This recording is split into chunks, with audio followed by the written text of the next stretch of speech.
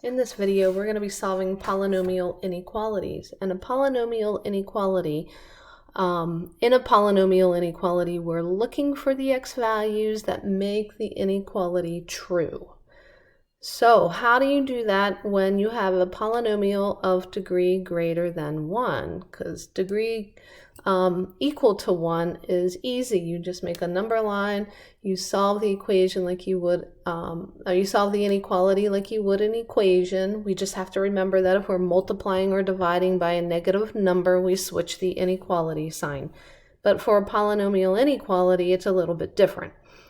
So step 1 for solving, make sure the inequality is being compared to 0. So we should have a 0 on one side. Step 2, factor the inequality and solve for the solutions to the polynomial. So for us, we're going to be using things like the zero product property to solve, or the quadratic formula, or the square root property, or completing the square. Step 3, locate the solutions on the number line either with an open dot or a solid dot, okay, a closed dot. You use an open dot if the inequality is being compared with a less than or greater than, a solid dot if it's compared with a greater than or equal to, less than or equal to sign, okay? Because if it's allowed to be equal to 0, then that is part of the solution. Your solutions to your polynomial are part of the solutions to the inequality. Then you're going to notice that your number line is going to be divided up into intervals. You're going to pick a test case from each interval, not the solutions to the polynomial, not the numbers with the open and closed circles, but a number in between those. Okay, so you'll pick a test case from each interval on the number line and substitute the value you've chosen into the original inequality. If it produces a true result, then you shade that interval in on your number line, and it's part of our solution set. And then the last step is to write the solution set in interval notation. So we're going to go through a bunch of problems. There's eight examples. So here, step 1 is make sure we're being compared to 0, which it is. Step 2 is factor the polynomial if you can. Okay, you're going to either solve or factor it. And in this case, this is factored. So we're going to solve using the zero product property. We're going to take each of the factors and set it equal to 0 and solve. So in this case, we get x equals -5, and then we also get x equals +5. So on the number line, we're going to locate 5 and -5. 1, 2, 3, 4, 5. 1, 2, 3, 4, 5, -5. Because this is a greater than without the equal sign, we're going to use a nice open dot. Okay, so now I did not make my number line long enough because it doesn't look like there's any numbers after this, but there's a lot of numbers after this.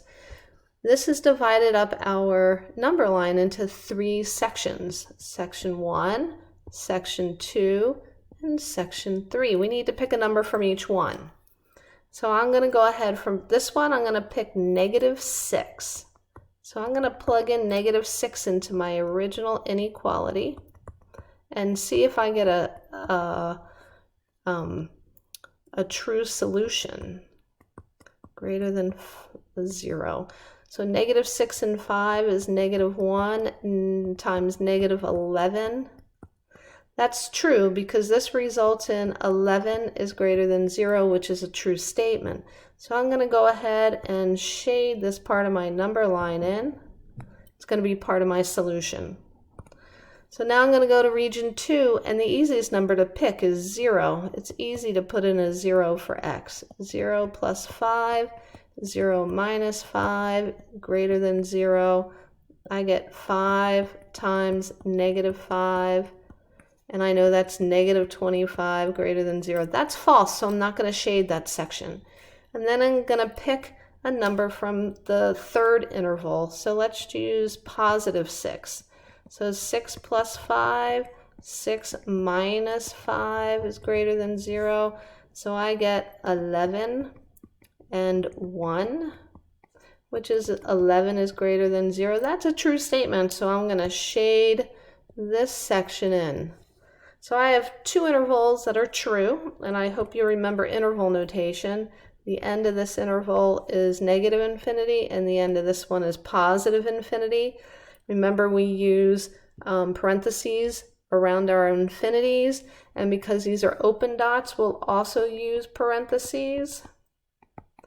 So I have this as a solution. How do I join these two in interval solution? I use a U. Okay, so you have two solution sets. You have the shaded number line solution set that you have to provide and the interval notation solution set. So let's go ahead and work on the next one. This one, we don't have it in factored form. So I always like to try and factor first because using your quadratic formula is a little bit clumsy sometimes. So I'm going to be looking for factors of negative 24 that add to negative 2. And I think I have them, negative 6 and positive 4. So when I factor this, so that looks nice. It definitely works out well. I get for answers, I'm going to add 6, so I get x equals 6, and here I get x equals negative 4. Okay, so I'm going to go ahead and find those numbers on my number line, 1, 2, 3, 4, 5, 6, 1, 2, 3, 4, negative 4. And because this is a less than, again, I'm going to use nice open circles instead of closed circles. So I have three regions again, 1, 2, 3. I need to choose numbers from each one. So I'm going to choose negative 5 in the first region. When I plug that in, I get negative 5 squared minus 2 times negative 5 minus 24 is less than 0. 25 plus 10 minus 24 is less than 0. That's 35 minus 24 is 11 is less than 0. Well, that's false. 11 is not less than 0. In region 2, I think the easiest number to plug in is 0. So I get 0 squared minus 2 times 0 minus 24 is less than 0. Well, that gives me 0 minus 24 is less than 0, which is negative 24 is less than 0. And that is true. So I'm going to shade in my middle region. And then for region number 3, I'm going to pick a positive 7. So I get 7 squared minus 2 times 7 minus 24 is less than 0. So 49 minus 14 minus 24 is less than 0. Well, 49 minus 14 is going to be 35 minus 24 is less than 0. I get 11 is less than 0. And again, that's false. So I only have one true interval here. So my interval notation, again, with open dots, you use parentheses. Negative 4 to negative 6 parentheses. And so both of these are in my answers. Okay, so let's go and do the next example. Again, this one is not factored and it's not being compared to 0. So I need to add 6 to both sides. And I get x squared plus 5x plus 6 is greater than or equal to 0. And in this case, it looks like I should be able to factor. There are factors of 6 that add to 5. And those factors are going to be 2 and 3. So my factors are x plus 2, x plus 3 is greater than or equal to 0. I know when I set these equal to 0, I get x equals negative 2 and x equals negative 3. So I'm going to locate those numbers on my number line, negative 2 and negative 3. All right, so I'm going to use, because this is has an equal sign, I'm going to use solid dots. And again, I have split my number line into 3 regions, and I have to pick a number from each region. So I'm going to pick -4 for the first one. So I get -4 squared plus 5 times -4 is greater than or equal to -6. So I get 16 minus 20 is greater than or equal to -6. -4 is greater than or equal to -6. I know that's true because -4 is closer to 0 than -6. So I'm going to shade that in. Now I'm going to pick a number between -3 and -2. So let's say -2.5. So for this one, I get -2.5 squared plus 5 times -2.5 is greater than or equal to -6.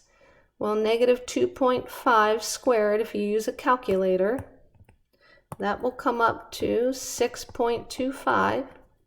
When I multiply -2.5 times 12, I get -12.5 is greater than or equal to -6. So in this case, I get -6.25 is greater than or equal to -6. Well, that's false because -6.25 is further from 0 than -6. So let's pick, in region 3, let's pick 0. That looks like a nice easy number. 0 plus 5 times 0 is greater than or equal to -6. Is 0 greater than or equal to -6? Of course it is. It's to the right of -6. So I'm going to shade that region in. And now I have 2 regions. I've got these endpoints. So let's write our interval notation. We have -infinity to -3. And because we have a solid dot, we have a bracket. And then a -2 to +infinity with a nice U in the middle. Okay. Well, this one starts off really easy because it's already factored for us. So let's find the solutions. We have 3x minus 1 equals 0. I'm going to add 1 to both sides. I get 3x equals 1.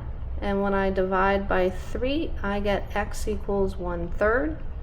And when I set this equal to 0 and solve, I get x equals -5.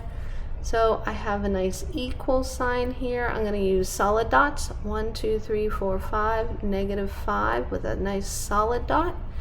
And then 1/3 is approximately here. I'm going to put a nice dot on it and say that's 1/3. So now it's divided into 3 regions again.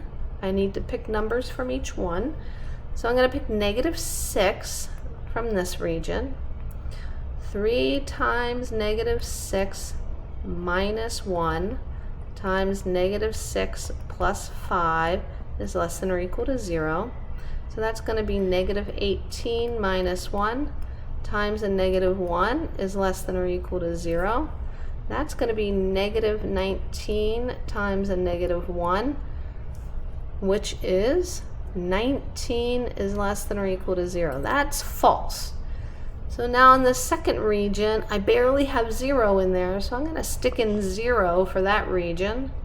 0 minus 1, and 0 plus 5 is less than or equal to 0.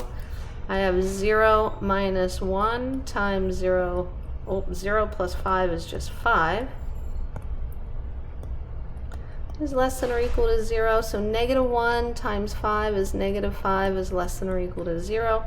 So I'm going to shade that region in. And then I'm going to just pick the number 1 in the other region. So 3 times 1 minus 1. 1 plus 5 is less than or equal to 0. I get 3 minus 1 is 2 times 6. 12 is less than or equal to 0 is false. So I'm done. I'm just going to write an interval notation. And I'm finished. Okay, in the next video, we'll do the last 4 problems.